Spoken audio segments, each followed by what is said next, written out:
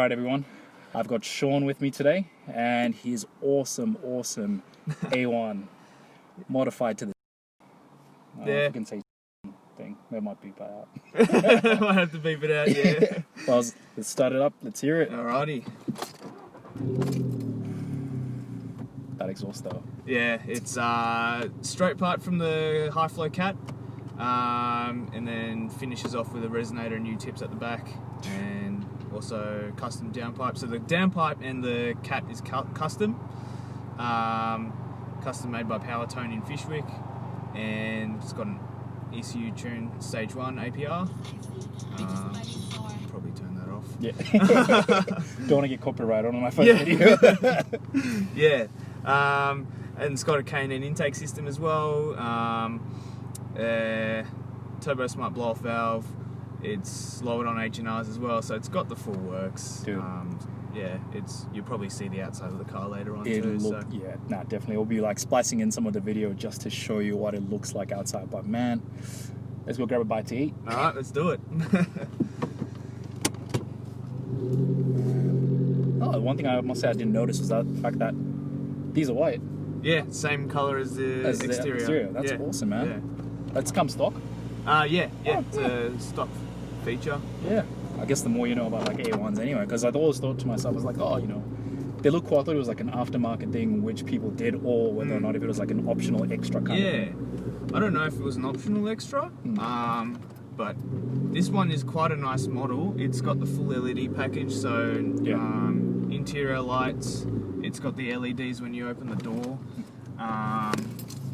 LED tail lights, headlights. That's pretty good, man. Yeah. It's like I think it's another brand that pretty much did a last year upgrade where I think BMW did like LED lights for all their newer models because it just looked awesome, but at the same time, glad they did to this one as well. Yeah.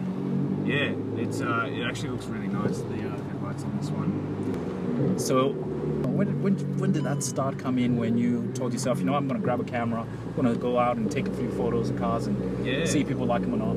Yeah, well, it all started when I was about 16. Mm-hmm. I wanted to do something with my passion of cars. Yeah. And then taking photos, I was starting to get into. I only had a phone back then, didn't have a proper camera or anything. Yeah. And I started taking photos of cars at 16, got my camera at 17, I believe. Mm-hmm. I think, yeah. I think it was the Nikon D3400. D34? So it's only a cheap, entry-level camera. And then through that, I got to know people such as yourself, and then I got a car, and then took it to car meets and that sort of stuff as well. So the car community is awesome, man. I've met so many people. I've made so many friends through cars. Yeah, it's amazing. It's so true. I think like even with Canberra, I think maybe it's because we're kind of forced because it's such a small kind of city anyway. Everyone knows each other. Everyone knows each other in the car scene. Yeah, exactly right. Because I must say, first time I remember going to a car scene, at least here in Canberra, was when I still had my ute. Yeah. Which I miss very much, but have to make some sensible decisions every now and again. Yeah, exactly right. But it's one of those things where like the people I met through there, funnily enough, they end up becoming these people who I was, end up getting connections through to either get to see like some cooler cars or even just to get to hang out with people who are like-minded as well. Yeah, exactly. Yeah, and like-minded. That's exactly what I was looking for. But whether you drive, Holden or an Audi or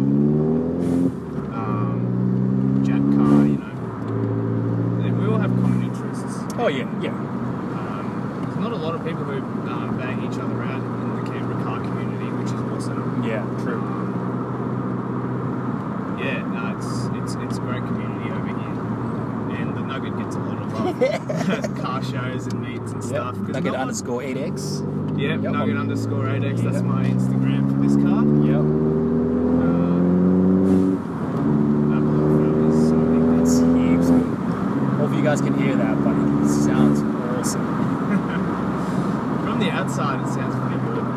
Pretty sure I'll probably set up something from the outside as well, just to make sure we capture it. yeah, absolutely. That's heaps good, man. but because no one sees like a modded A1. True. It's designed just to be, you know, sort of a sensible city car. That's and very then you get me, who just bought, we just bought one like stock, and then did it all up. Yep. I must say, like, I'm not gonna lie to you, I'm very much guilty of thinking to myself that, like, with the A1, I didn't think of it as much of a car until, like, I saw yours. Yeah. And then, I think after seeing yours, is it Anthony as well? He's got His the S1. S1. Yeah. It's just like, you know, it kind of opened up my eyes towards, well, you know, an A1 or an S1 might actually be a valid contender for like a daily car that you can kind of, you know, modify, but still, you know, still look somewhat useful, still be useful, but still look kind of cool as well. Oh, exactly. Anthony takes his car on hill climbs and track Oh, days no way. as well. Yeah. Like, his car is probably fast as stage 2 APR. Oh, yeah? And makes about 330 horsepower, 2 or 4 wheels. Jeez. Yeah, it's for a car my size. Yeah. Like the size Yeah, of because this car. weighs nothing. Like you can feel like even with now, obviously you're not at that power band yet, but Yeah. even with now you can feel like one, this thing is lively, it's pretty fast in itself. It feels nimble enough as well. It handles really well too, especially after I put the springs in. Yeah. But yeah, no. Once I put the new tyres on, Yeah. Potter runs are going to be so fun. They already are, but Yeah. I mean, it's always the case, like, I think with cars anyway, it's like, you know, you can have as much power as you want in the world, but if you don't have the right rubber on the road, it's pretty much pointless. You're just spinning wheels left, right, and center. yeah, that's it. So hopefully next tyres will be Michelin Pilot Sport 4s. Yep. That's what I'm looking at. The current tyres I have on called fire roads. Yeah. They're just cheap tyres I got with the wheels. Yeah, look, it's part and parcel of it all. Like, I mean, the cheap, you know, wheel and tire set, I feel like it's the starting point for every single car enthusiast. Yeah. Doesn't matter what wheels you get, doesn't matter what you do. When you first look at those wheels, you're like, okay, I'm going to put my money all in the wheel. Yeah. Tires can come in later. Yeah, It's fine. exactly. And my tyres are they're 215/35s Yep. on 18-inch rim. Okay. I want to go a little bit wider because there is a bit of poke. Ah, yeah, in the fair wheel, enough. Yeah, which yeah, I looks saw cool, that, yeah. but if I hit a gutter, it's game over. Oh, you know, a bit of gutter bashing never hurt anyone. Besides it. It hurts the driver too. That's true.